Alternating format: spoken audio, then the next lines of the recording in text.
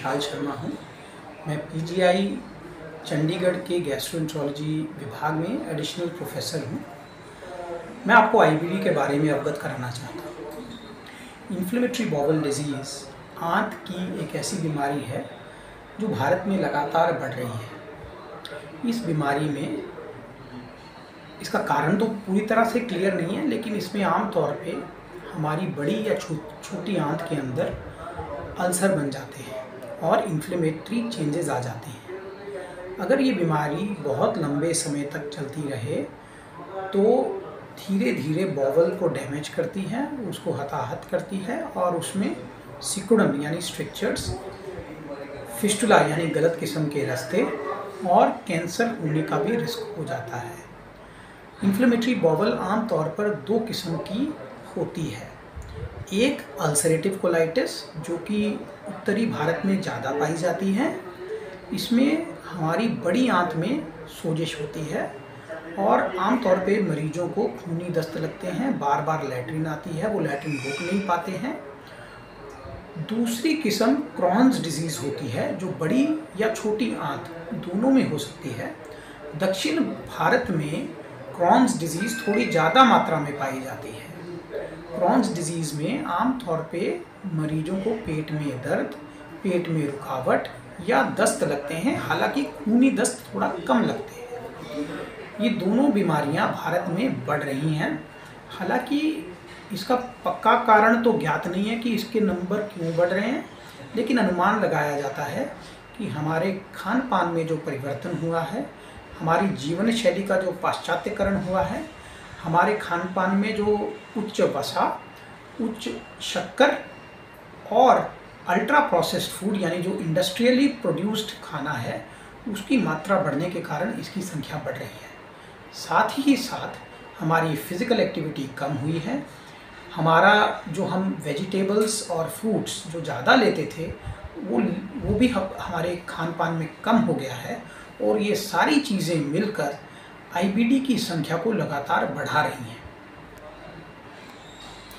तो ये आईबीडी का इलाज, जैसा कि आपने कहा कि बाद में कैंसर भी हो सकता है, तो ये कितने दिनों तक ये बीमारी रहने के बाद कैंसर हो सकता है, ऐसा कुछ एग्जैक्ट कुछ तथ्य है?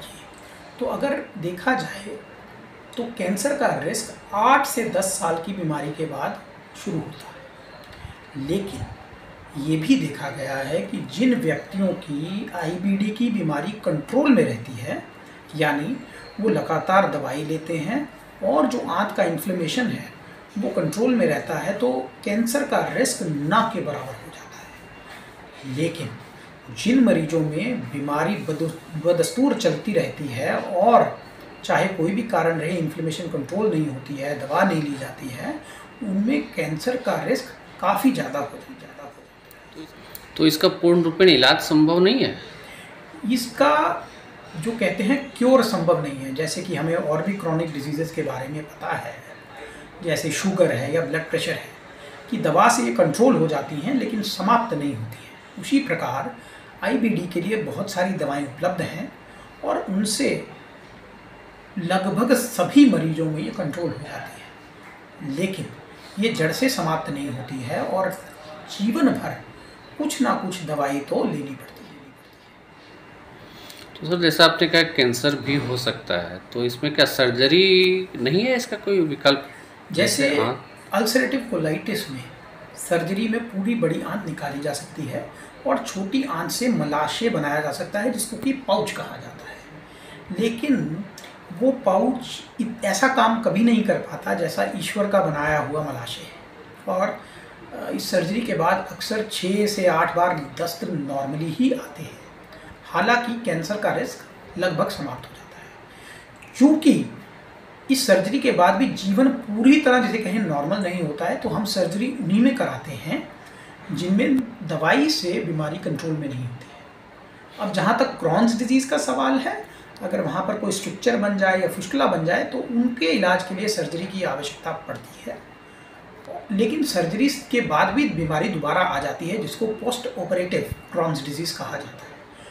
तो इसलिए क्रॉन्स डिजीज़ में सर्जरी कारगर इलाज नहीं है, हालांकि कभी कभी उसकी आवश्यकता पड़ती है। तो जैसे इसका इलाज है, इस बीमारी के बारे में पता चलने के लिए तो लोग पीजीआई ही आएंगे ऐसा तो संभव नहीं है। बहुत लोग गांव से आते हैं, बहुत काफ़ी दूर दराज से आते हैं। तो क्या सब जगह पता लग सकता है कि यह आईबीडी ही है?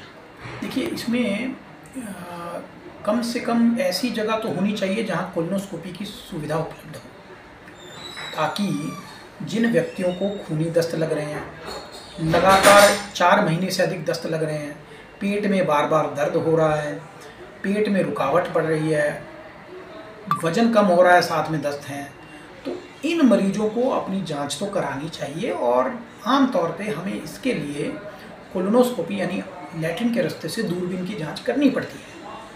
तो इसका ऐसी किसी भी जगह पर जहाँ पर ये उपलब्ध हो, डायग्नोसिस हो सकता है। तो ऐसा लोग क्या करें कि यह बीमारी नहीं हो, इसके बारे में कुछ बताएंगे? देखिए, किसी एक व्यक्ति में ये बीमारी कैसे रोकी जा सके ऐसा तो कुछ है नहीं, लेकिन अगर हम एक समाज के तौर पर या पॉपुलेशन के स्तर पर बात करें, तो अगर हम अपने खान पान का जो पाश्चात्यकरण है उसको रोक पाएँ, और जो हमारा ट्रेडिशनल फूड है यानी सब्जियां अधिक, फल अधिक, जितना हम खाते हैं उतना उसी समय पकाते हैं और खा लेते हैं, कोई प्रोसेस्ड फूड यूज़ नहीं करते हैं, चिकनाई या फिर जो अधिक शक्कर वाली चीज़ें हैं उनको अवॉइड कर लेते हैं, तो पॉपुलेशन लेवल पर ऐसा समझा जाता है कि आईबीडी की संख्या रोकी जा सकती है।